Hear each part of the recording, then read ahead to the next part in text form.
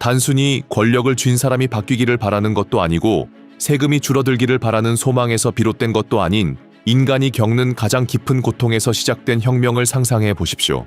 이것이 바로 인류 역사상 유일하게 노예들이 성공적으로 일으킨 봉기, IT 혁명의 이야기입니다. 즉, 재산 취급을 받던 50만 명이 넘는 남녀가 인류가 경험한 가장 잔혹한 시스템에 맞서 싸워 모든 역경을 이겨내고 하나의 국가를 세운 이야기입니다. 이 거대한 폭발을 이해하려면 먼저 그 불씨가 무엇이었는지 알아야 합니다. 그 불씨의 이름은 생도맹그였습니다. 히스파니올라 섬 서쪽에 위치한 프랑스 식민지였죠. 18세기가 끝나갈 무렵 생도맹그는 단순한 식민지가 아니었습니다. 그것은 프랑스 제국의 왕관에 박힌 보석이었고 지구상에서 가장 수익성이 높았던 식민지였습니다.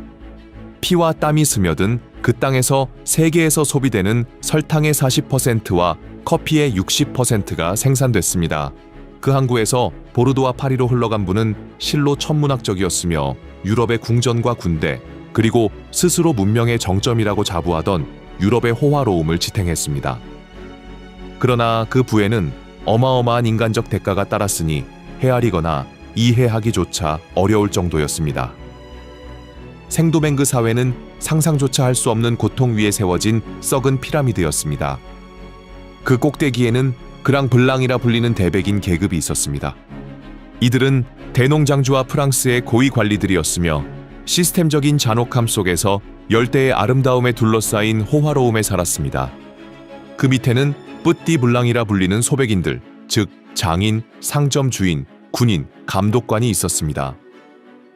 이들은 엘리트만큼의 부는 없었지만 같은 피부색이라는 이유로 우월감을 느끼며 위에는 분노, 아래에는 위협으로 여긴 자들에게 깊은 적의를 가졌습니다. 그리고 그 다음에는 독특하고 복잡한 집단, 즉 장드 꿀레르 리브르 자유유색인가 등장합니다. 이들 중 다수는 백인 농장주와 노예로 끌려온 아프리카 여성 사이에서 태어났습니다. 이들은 종종 교육을 받았고 땅도 소유했으며 역설적으로 자신만의 노예도 있었습니다. 하지만 부와 문화를 가졌음에도 불구하고 흑인법 전 콧 노아이라 불리는 차별적 법률에 가로막혀 있었습니다. 특정 직업에 종사할 수 없었고 특정 옷을 입는 것도 금지되었으며 백인 옆에 앉는 것도 허락되지 않았습니다. 자유는 얻었으나 평등하지는 못했습니다. 이들이 완전한 시민권을 향한 갈망은 혁명의 첫 불씨 중 하나가 되었습니다. 그리고 모든 구조의 밑바닥, 즉 이 전체 피라미드를 떠받친 것은 바로 50만 명이 넘는 아프리카계 노예 대다수였습니다. 이들은 백인과 자유유색인을 거의 10대1로 압도할 만큼 많았지만 인간이 아니라 이동 가능한 재산, 도구, 소유물로 간주되었습니다. 생도맹그의 사탕수수 농장에서의 삶은 그야말로 지옥 그 자체였습니다. 새벽부터 해질 때까지 감독관의 채찍 아래에서 끝도 없는 고된 노동을 해야 했습니다. 아프리카에서 새로 도착한 노예의 평균 기대 수명은 겨우 7년에 불과했습니다. 농장주 입장에서는 노예를 죽을 때까지 부려먹고 다시 사는 것이 최소한의 생존 비용을 제공하는 것보다 더 쌌습니다. 이 끝없는 잔혹함 속에는 공포로 지배하기 위해 가해지는 사디즘적인 고문이 끊임없이 이어졌습니다. 하지만 인간의 정신은 쉽게 꺾이지 않았습니다. 주인의 눈길이 미치지 않는 그림자 속 밤의 모임에서 노예들은 자신들의 문화와 종교, 아프리카 신앙과 가톨릭이 혼합된 부두, 그리고 무엇보다 자유에 대한 갈망을 지켜냈습니다. 이러한 상황에서 1789년에 프랑스 혁명 소식이 섬 전체를 충격파처럼 강타합니다. 인권선언이 모든 인간은 태어나면서부터 자유롭고 권리에 있어 평등하다고 선포했습니다. 생도맹그의 모든 집단에게 그 말은 각기 다른 의미를 가졌습니다. 그랑블랑에게는 프랑스로부터의 더 큰 자치권을 뜻했습니다. 뿌띠블랑에게는 그랑블랑과의 평등이었습니다. 자유유색인에게는 마침내 백인과 동등하게 인정받는 완전한 시민권의 약속이었습니다. 그리고 50만 명 노예에게 소문과 조각난 말로 전해진 그 선언은 자유의 약속이었습니다. 하지만 많은 노예 노동으로 부를 축적한 프랑스 혁명가들은 그 약속을 지킬 생각이 전혀 없었습니다. 시옷 불씨는 부유한 자유 흑인인 뱅상 오제의 행동으로 튀었습니다. 그는 자신의 민족의 권리를 요구하기 위해 파리로 갔지만 국민의회에서 외면당했습니다. 1790년 그는 생도맹그로 돌아와 소규모 반란을 이끌었습니다. 그는 곧 진압당했고 잡혀서 끔찍한 방식으로 처형당했습니다. 공개적으로 바퀴에 묶여 뼈가 으스러지는 국가 테러였죠. 하지만 그들이 받은 메시지는 복종이 아니라 평화롭고 외교적인 청원이 막혔다는 사실이었습니다. 진짜 불길, 즉 구세계 전체를 집어삼킬 화염은 1791년 8월의 어느 밤에 시작됩니다.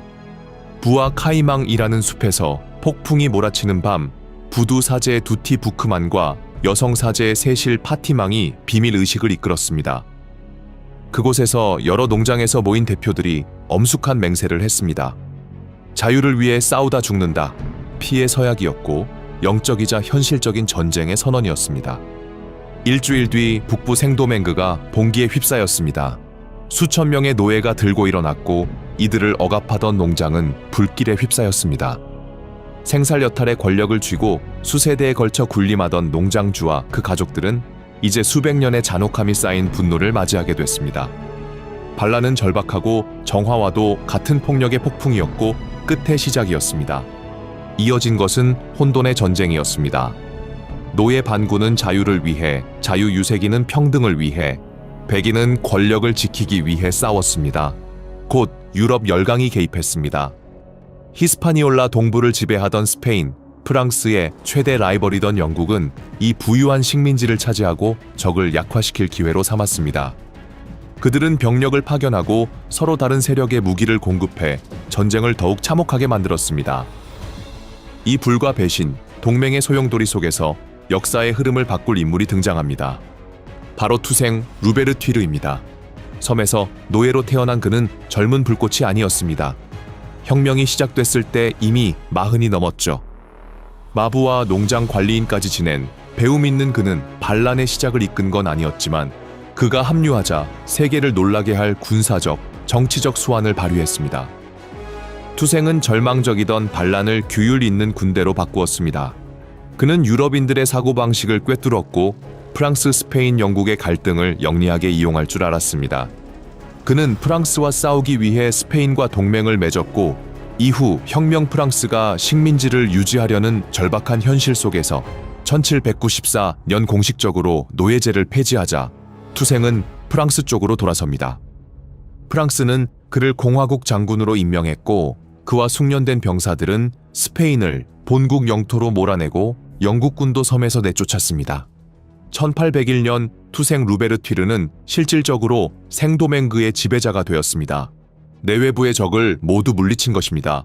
그는 식민지 헌법을 초안해 자신을 종신총독으로 규정했고 결정적으로 노예제를 영원히 폐지했습니다. 이 모든 일은 프랑스 국기 아래에서 이루어졌지만 그 메시지는 분명했습니다. 생도맹그는 흑인 남성이 통치하는 자치적 존재, 모두의 자유를 원칙으로 세워진 나라라는 점이었습니다. 하지만 대서양 너머 모든 것이 달라졌습니다. 프랑스에서는 나폴령이 집권했고 그는 투생을 동맹이 아닌 건방진 부하로 여겼습니다. 노예 출신이 감히 자신만의 헌법을 쓰고 식민지를 이끄는 것은 나폴령의 권위와 질서 및 수익성 높은 노예 경제 복귀 계획에 대한 모욕이었습니다. 나폴령의 대응은 엄청났습니다. 1802년 역사상 가장 큰 원정군이 대서양을 건너왔습니다. 40만 명이 넘는 정예병 그리고 사위인 샤를 르클레르가 이끄는 이 군대의 명령은 분명했습니다. 투생을 끌어내리고 흑인 병사의 무장을 해제하고 가장 순수하고 잔인한 형태로 노예제를 부활시키는 것이었습니다. 프랑스 함대가 도착했을 때 투생 루베르튀르는 바다를 바라보며 예언적인 말을 남깁니다. 프랑스 전체가 복수와 흑인 노예화를 위해 생도맹그에 왔다. 이어진 전쟁은 그야말로 전례 없는 참혹함이었습니다. 초기에는 르클레르가 일부 성공을 거뒀습니다. 많은 투생의 장군들이 자유가 보장될 것이라는 르클레르의 거짓 약속을 믿고 항복했습니다. 마침내 투생 본인도 파괴된 현실을 보고 더 이상의 유혈 사태를 막고자 자신의 퇴진과 부하들의 안전을 조건으로 은퇴에 동의합니다. 하지만 그것은 함정이었습니다. 곧 투생은 배신당에 붙잡혀 프랑스로 이송되었습니다. 그는 해방시킨 땅에서 수천 킬로미터 떨어진 쥐라 산맥의 얼음 감옥에서 추위와 영양실조로 생을 마감했습니다. 그가 붙잡힌 자들에게 남긴 마지막 말은 경고이자 약속이었습니다.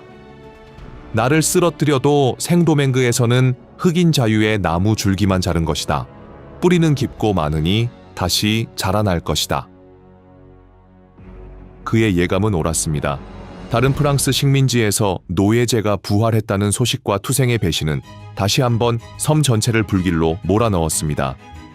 독립전쟁은 이제 전면전, 즉 말살전쟁으로 변모했습니다. 그리고 투생보다도 더 집요하고 단호한 새 지도자가 등장했습니다.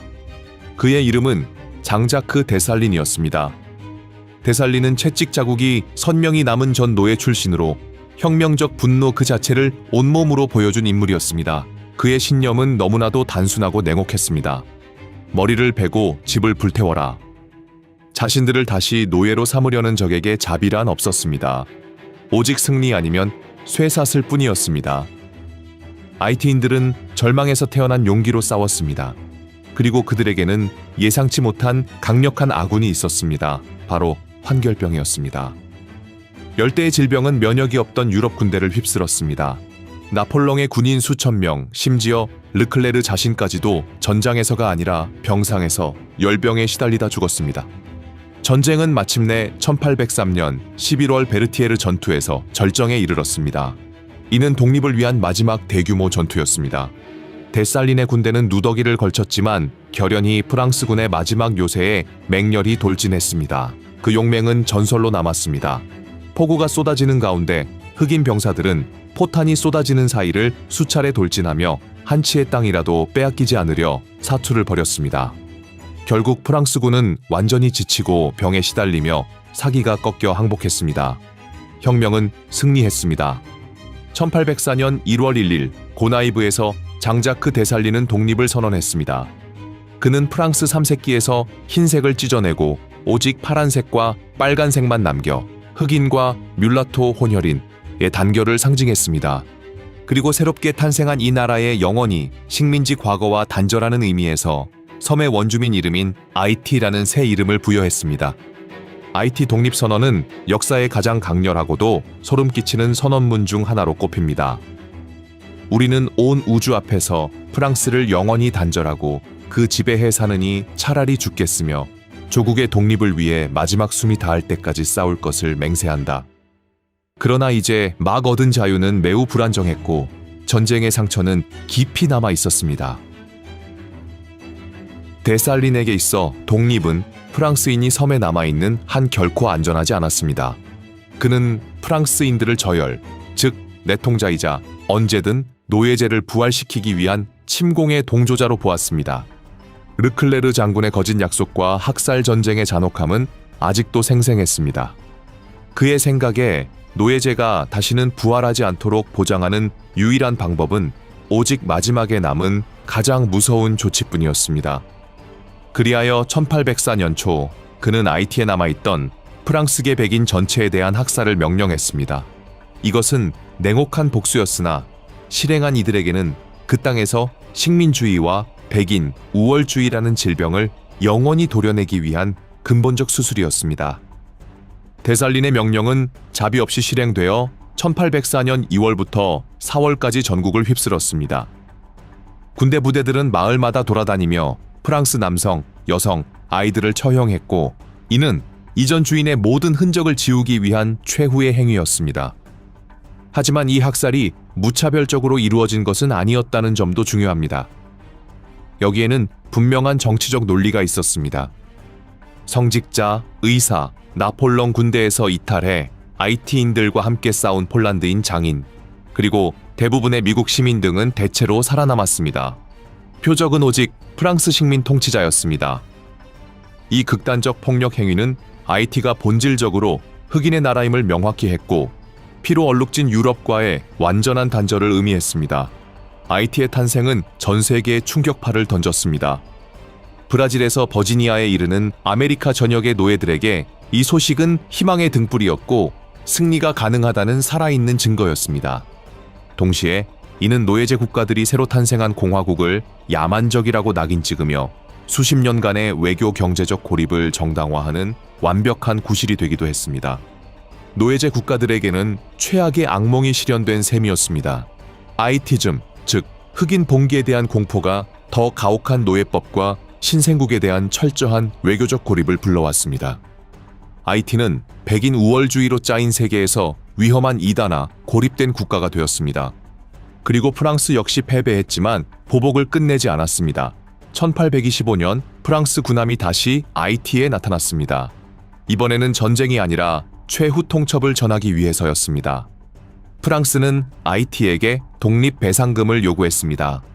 수백 년 동안 강탈당한 노동과 고통에 대한 보상은커녕 옛 프랑스 노예주인들이 잃어버린 재산, 즉 아이티인 자신들에게 지불해야 한다는 것이었습니다. 그 액수는 금화로 1억 5천만 프랑, 오늘날 수십억 달러에 달하는 천문학적 금액이었습니다. 새로운 침공 위협과 질식할 듯한 무역 봉쇄 속에서 아이티는 울며 겨자 먹기로 이 조건을 받아들일 수밖에 없었습니다. 그 빚을 갚기 위해 나라 전체가 프랑스 은행에서 대출을 받아야 했고, 이로써 한 세기 넘게 이어지는 빚의 굴레가 시작됐습니다. 아이티가 이 독립부채를 완납한 것은 무려 1947년이 되어서야 가능합니다. 이 빚은 국가의 목을 조르듯 자원을 갉아먹었고 원래 교육, 인프라, 발전에 쓰였어야 할 모든 것을 앗아갔습니다. 이것은 현대사에서 가장 잔혹하고도 오래 지속된 불의 중 하나로 남아있으며 오늘날 IT가 겪는 수많은 고난의 직접적 원인입니다. IT 혁명은 승리와 비극, 복수가 얽힌 복잡한 대서사시입니다. 미국 독립혁명은 자유를 외치면서도 노예제를 유지했고, 프랑스 혁명은 만민의 권리를 선언하면서도 식민지에는 그 원칙을 적용하지 못했습니다. 그러나 IT 혁명은 그 이상을 철저히 밀어붙였습니다. 피부색에 상관없이 모두에게 자유를, 그 급진적 결론까지 나아간 것입니다. 이것은 억압받는 자도 스스로 일어나 자신의 족쇄를 끊을 수 있다는 사실을 증명하며 세계 곳곳에 노예 해방 운동과 반란에 영감을 주었습니다. 그리고 세계 최초의 흑인 공화국을 탄생시켜 저항과 자기결정의 영원한 상징이 되었습니다. 오늘날 우리가 IT를 볼 때 빈곤, 정치 불안, 자연재해의 뉴스가 넘쳐납니다. 그러나 그 시작의 영광을 잊어서는 안 됩니다. 오늘의 IT를 이해하려면 이 나라를 만든 혁명과 그 대담함 때문에 세계가 IT에 부과한 혹독한 대가를 알아야만 합니다. 이것은 노예제의 심연에서 일어나 억압자와 세계를 똑바로 바라보며 불과 피로 우리의 인간성은 결코 협상 대상이 아니다 라고 선언한 사람들의 이야기입니다.